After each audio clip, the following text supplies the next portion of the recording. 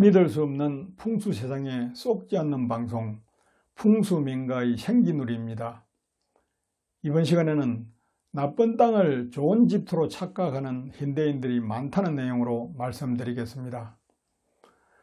전원주택에 도전하는 사람들이 많지만 결과에 만족하기는 어렵고 오래지 않아 전원생활을 접는 경우가 많습니다. 집은 거주자에게 좋은 생기를 주어야 하므로 저 푸른 초원의 그림 같은 집의 이상향은 결코 살기 좋은 집이 되기 어렵습니다. 살기 좋은 집을 화두로 전국에 수백 건의 건축 자문을 해온 제가 이 일을 숙명으로 여기며 사는 이유도 여기에 있습니다. 주거지를 살펴야 하는 실익은 좋은 자리를 찾는 것이 아니라 나쁜 자리를 피하자는 데 있음을 알아야 합니다. 예로부터 땅을 살필 때 욕심이 많으면 생기가 숨는 법이라고 했습니다. 그러므로 좋은 자리를 잡겠다는 욕심을 버리고 흉기를 피하는 데 주안점을 두고 찾는 것이 현대인의 바른 자세입니다. 그런데 현대인들의 집터를 보면 생기가 나쁘거나 생기 보존이 안 되는 나쁜 땅을 좋아하는 것을 알 수 있습니다. 가장 많이 선호하는 집터로 첫째, 집 앞에 큰 물이 보이거나 앞쪽이 탁 트인 산등성이 등의 높은 곳에 위치한 터입니다. 두 번째는 암석과 물이 많은 계곡의 경치 좋은 곳입니다. 세 번째는 인가와 다소 떨어진 조용한 곳의 단독주택지를 선호합니다. 이런 성향이 전국의 경치 좋은 곳에서 잘 지은 폐가를 만들고 있음을 생각해야 합니다. 나쁜 집터를 피하기 위해서는 반드시 땅의 입지 여건을 염두에 두고 살펴야 합니다. 첫 번째로 양쪽 산으로 이루어진 골짜기에 위치한 부지로서 골이 좁고 산이 높은 곳은 좋지 못합니다. 가장 큰 이유는 골바람으로 인한 피해와 겨울철 냉기후 현상으로 인한 강한 추위 때문입니다.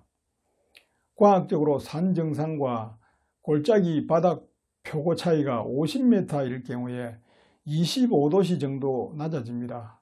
또한 햇볕 부족으로 엄기가 강해 주거지로 적절하지 못합니다. 두 번째는 주거지 땅 토질이 생토가 아닌 매립지나 물기가 많은 땅은 아주 좋지 못합니다. 세 번째는 큰 수맥이 통과하는 곳은 피해야 합니다. 시중에서 동판 시공 등 어떤 방법으로 수맥파를 막을 수 있다고 하지만 절대로 완벽하게 막을 수는 없다는 사실을 알아야 합니다. 네 번째로 큰 산 아래 산 정상으로부터 30도 이내에 위치한 부지는 좋지 않습니다. 이런 땅은 산 경사면을 스치며 부는 바람으로 생기를 보존하기 어렵습니다. 가장 이상적인 지기는 산 정상으로부터 60도 정도의 위치에서 형성됩니다. 다섯 번째로 상능선 위의 부지는 좋지 않습니다. 산 위쪽에 주택을 지어 시야가 트이는 것은 생기를 보존할 수 없습니다. 심리적 안정감을 줄 수 있을 정도의 앞산이 있어야 천기를 모아서 안정되게 하고 인기도 보존할 수 있기 때문입니다. 여섯 번째로 부지 앞쪽의 물길이 집을 향해 흘러오는 형상을 하고 있는 땅은 지기를 흔들어서 좋지 못합니다. 부지 가까이의 물길이 흘러가는 지기를 붙잡아 멈추게 하지만 주거지를 중심으로 원형으로 안고 흘러가야 좋습니다. 일곱 번째로 집터의 모양이 다각형은 지기가 안정되지 못해 좋지 못합니다. 여덟 번째로 집의 뒤쪽이 앞쪽보다 낮은 곳은 생기의 흐름 방향의 바람으로 좋지 못합니다. 아홉 번째로 부지 내에 큰 나무가 있는 경우에는 집안의 생기를 발산시키므로 주의해야 합니다.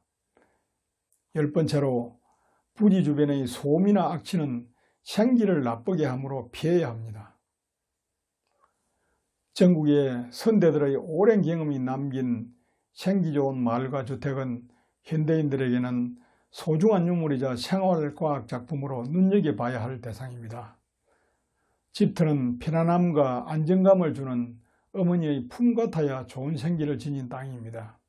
특히 땅은 욕심과 집착을 버리고 살펴야 하고 첫 느낌이 좋아야 좋은 땅일 확률이 높습니다.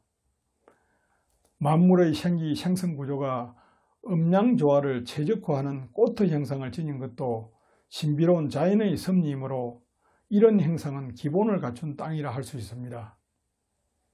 명당이라는 개념을 미신처럼 여기거나 어떤 용도로 사용해도 좋은 땅이라 생각하는 국민들이 많습니다. 저는 오랜 연구를 통해 이런 관념은 잘못된 것임을 알게 되었고 다양한 생기의 유행별로 용도를 정리해서 책에 실은 바 있습니다.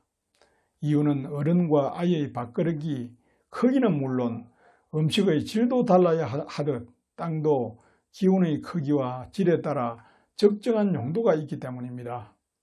즉 땅이 지닌 생기의 성질에 따라 주택지, 휴양시설 토지, 상업용지, 공장용지로 구분 사용해야 좋은 건축물이 됩니다. 세부 내용은 시간상 여기서 설명드리지 못함을 양해해 주시기 바랍니다. 그런데 건물의 용도별 지지가 달라야 한다는 내용의 자료는 시중풍수에는 찾아볼 수가 없습니다.